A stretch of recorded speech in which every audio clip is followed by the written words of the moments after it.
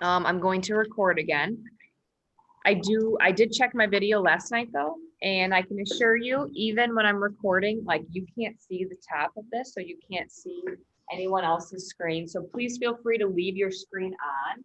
It kind of helps me when I look back and I'm able to see you like either nodding or like I can see your confused face. It's super hard. Like I learned yesterday, it's been very difficult teaching at the board when I'm just having you guys on the computer because I'm like, I can't look out and see your confused faces or like I'm getting this face. I can only look at your blank computer screen and then I'm just like, I don't know whether or not they're getting it. So I'm going to show you one example. After this one example, if you think you guys can do it, we're going to jump straight into homework. The homework has given you a lot of practice. So if you feel confident after this one example, I'm good with us going straight into the homework. So the last thing that we want to talk about from 4.1 is compound interest. So if you don't remember, let's think back to yesterday. We were dealing with exponential function. And that's a function that looks something like this. Maybe not particularly exactly like this, but it looks something like this, where we're having this spike in the curve. We referred this to the real world issue of the coronavirus, right? We brought back COVID into this. But today I'm going to teach you a little bit more of how we use exponential growth functions. So this is for all of you that love money and love learning how to make more money. And it's something that you guys can take directly into your life. So can you see the top of that, compounding interest? Okay. So we are going to talk about how compounding interest is calculated, and you're all going to be experts in calculating the remaining balance in an account after doing some compounding interest with this. So a little bit of backstory. If you rolled up into a bank today, and let's say you were taking exactly $5,000 to a bank today, and you said, I want to invest this because when you invest your money, say you took that $5,000 down to Stillman Bank, they would say, okay, well, awesome, here's your options. And they would give you all the different options that you have in order to invest your money. These options will all range. They will be for different time commitments. They'll be for different interest rates. It'll be for different amounts that you can put in that account, and it'll be for a set amount of years. So your options are based on your particular interest in how you want to gain that money. For the most part, if you're choosing to invest your money and not just go put it in a bank account, it's because that money is extra. You don't need it immediately. You want to make money off of that money. So banks pay you money in order to hold your money. So if you are investing money, they're going to pay you interest because they get to take your money and use it until you need it back. For the most part, when we're talking about investing, the shortest like investment that's worth your worth your time and worth your money is going to be probably at least a year. For the most part, you're not going to make money if you're not investing it for at least a year.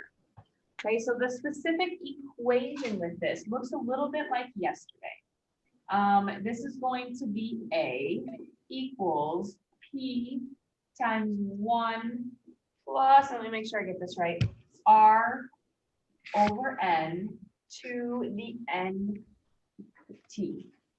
Okay, so there's a lot of different variables in here that we need to talk about. Again, A equals P times the quantity of 1 plus R over N to the NT. So this is still an exponential function. Why? Because our variable T, remember T is always going to be that big variable when we're talking kind of these real world growth functions. The variable T is in my exponent. Okay, so I'm going to teach you how to use this. P stands for your principal. So if you are not incredibly, and I think it's actually PAL. If you're not very familiar with some business terms, principal is the money that you take to the bank in this circumstance.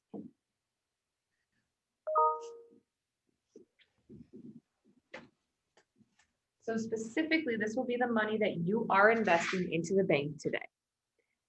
I brewed my stepdad's coffee, not my sweet tea. What was that? I brewed my stepdad's coffee, not my sweet tea. Oh, that's not good. Yes, Raylene, this is still part of 4.1. Yep. Thank you for answering that. Amy. Okay, so P is the money that you invest. It's your principal.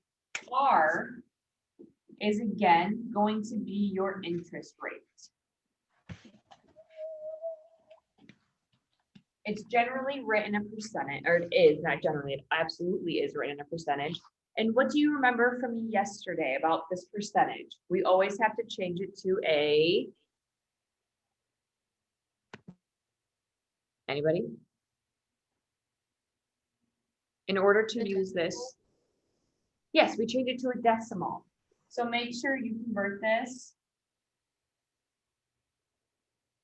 or change to decimal. I like to put that in there just to make sure that when you are actually going through some of these problems, you kind of remind yourself like, shoot, I have to change it to a decimal. If you don't change it to a decimal, you are going to end up like making much more money than you were actually supposed to. So you'll end up getting this very incorrect. Our N. So N stands for number of compoundings, but I want to talk about that to you for a second. When you compound interest, you're always given a plethora of options. We talk about these options in the length of a year. So you could go in and say, we're going to compound this yearly. That means at the end of an entire year, you compound your interest and you get paid that interest, and it gets added on to the money in your account. If you want to compound it monthly, that means at the end of every single month, your interest compounds and that money is added to your account. If you want to compound it daily, again, at the end of every single day, your interest is compounded, money is added to your account. So this N stands for number of compounding, specifically per year.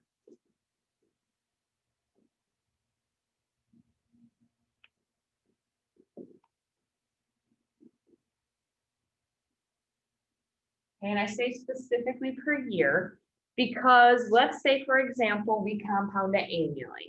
How many times a year does annually happen? Once, right? Annually means once a year. So your N would be 1. If you want to compound it monthly, that happens 12 times a year. So it would be 12. One term that might be a little bit different to you is quarterly. This is a term that's used more in the business world. If I were to go ask my accountant brother how his 4th quarter is going or whatever, that would be that 4th quarter of the business term. So they run their world by quarters, basically, in the business world. So that's more for some of those business terms. The very last one is T, and we know that this is time, right? How many years? And specifically, this will run in years because you are not going to be investing money for a day. You're not going to be investing money for a month, right? You're going to be investing your money for years in order to actually make something off of it.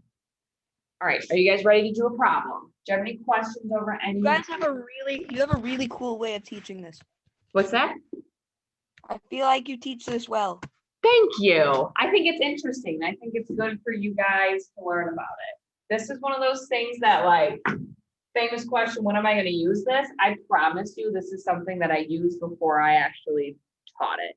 And it's nice to know about this kind of thing. And it'll help you make some money one day if you ever have some money to spare, which let's hope you do. Okay. I'm going to move you just a little bit to the side so I can leave that and write something off over here. So let's say today you just got a big fat paycheck of $4,000. Like, you have the best job in the world. Oh, you can't see that. And you just took some money to the bank because you want to deposit this $4,000 that you've been saving up for forever. And this is going into in an account that pays 2.92%. Okay, so your interest rate you're going to be paid here is 2.9%. What I want you to do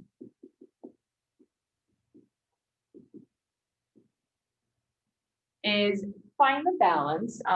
Going to be finding the balance after just 1 year.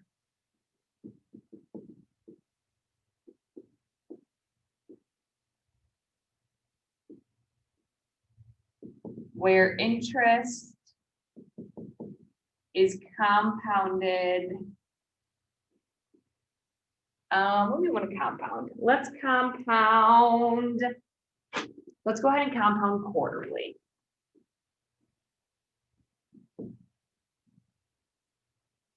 All right, so let's break down this entire problem. Again, one more time, because I know I have sloppy handwriting. You deposit $4,000 in an account that pays 2.92% interest. I want you to find the balance after 1 year where interest is compounded quarterly. So what we want to do is gather all the different information that we need. So big things I see is 4,000, right? My P is what I take to the bank. So if I'm taking $4,000 to the bank, then my principal is going to be 4,000. Interest rate, 2.92%. Again, we need to write interest rates in decimals. I never want to see you throw a percentage down here because you're bound to put that percentage into your calculator then. You always immediately turn it into a decimal. If I turn this into a decimal, it's because I move it 2 times to the left. So that interest rate is going to be 0.0292. Keep in mind, with real world applications, there's going to be a lot of times that these percentages are really exact. 2.92%, super exact. It's basically whatever that business manager, their accountant said, yeah, you can afford to pay this interest rate right now. I will give you whole number rates at some point too, but I will also give you some decimal rates. So then we need number of compoundings per year, this N value. So if we are compounding quarterly, we've talked just about this one just before, quarterly happens 4 times a year, right? 4 quarters in a dollar, so N equals 4. The very last thing is T. For how many years is this going to happen? We decided we want that money back pretty quickly. I don't know if I can afford to put that $4,000 in an account for too long. So I want this back after just 1 year. So I'm only going to invest it for 1 year. A little tidbit. Why is it N1? Good question. So quarterly happens 4 times a year. Think about 4 quarters in a dollar. So we have to say number of times it happens per year. We are only having this happen for 1 year, but 4 times within that year, we will be compounding because we're compounding quarterly. Good question, Raylene. So little tidbit too. If you, let's say you wanted to commit to a 15-year investment, and after 4 years, you decide, I need that money back. I want to pull that money out. You will be charged an early, I can't remember the exact term for it, but it's basically they penalize you for taking that money out early. When you commit to an investment, the bank thinks that they get your money for that amount of time. So they will go and use your money elsewhere. So if you want to take that money out early, you'll get penalized for it. So always kind of stay on that safe side. If you don't know how long you can invest that money for, invest on the shorter side. And you can always end up investing more time after that. But banks tend to give a higher interest rate for the longer that you let them keep their money. So let's calculate this. I would all suggest you break out your calculator. This is one that you have to be very specific. Okay, so A equals 4,000. And then you have to open up a parenthesis. I also would recommend you do this in a couple, sorry, there's a glare here, that you do this in a couple of different steps, because in the middle here, we're going to add 1 plus R over N, right? So my R value of 0.0292 over N value, which is 4. And we're going to take this all to the power of n, which is 4 times t, which in this case is only 1. Sorry, there's a glare. I'm going to try to see if I can.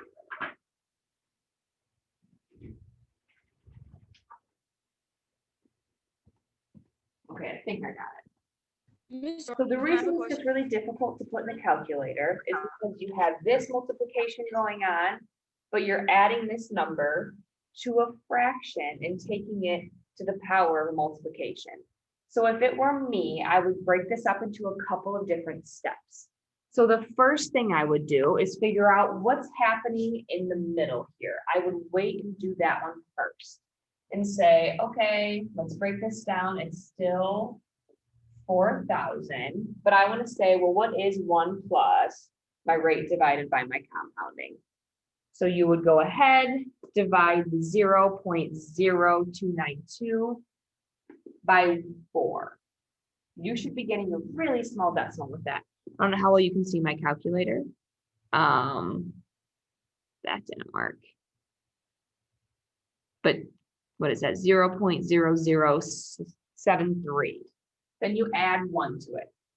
Okay, so it's 4,000 times 1.0073. And then I want to say, well, what's my exponent now here? 4 times 1 is just 4. So now this is something you can put into your calculator a little bit more easily. We are solving for quarterly. Gracie, we're doing quarterly right now. Okay.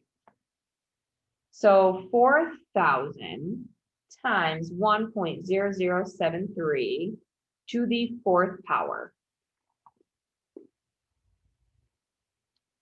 Again, I'm not sure how well you're able to see this.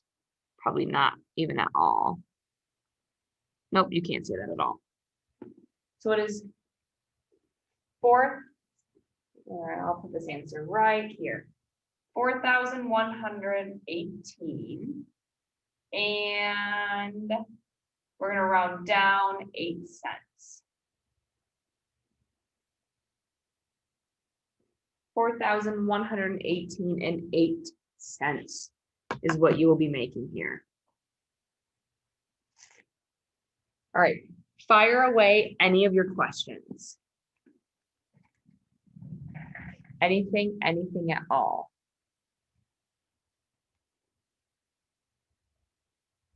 Miss Norman, Yeah. if time is like, let's say 2 years, the 1 next to the 4 would change to a 2, right? Yes, And then- yes, very good question. So this one is for the time of 1 year. So this will always be how many years you're doing it for. Very good question.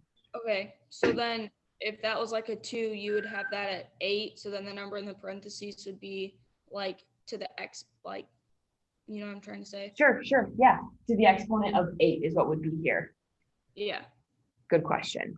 But no matter how many years that you're investing this money for, your compounding will stay the same, because we always ask how many times per year, not how many times in total, just how many times per year. So compounding is always for 1 year, but then you always put time to you for how many years you're investing for.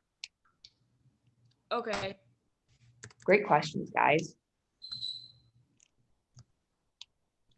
All right. If there are none other ones, what I want you to do is go to the Google Classroom page. I'm going to end this recording really quick.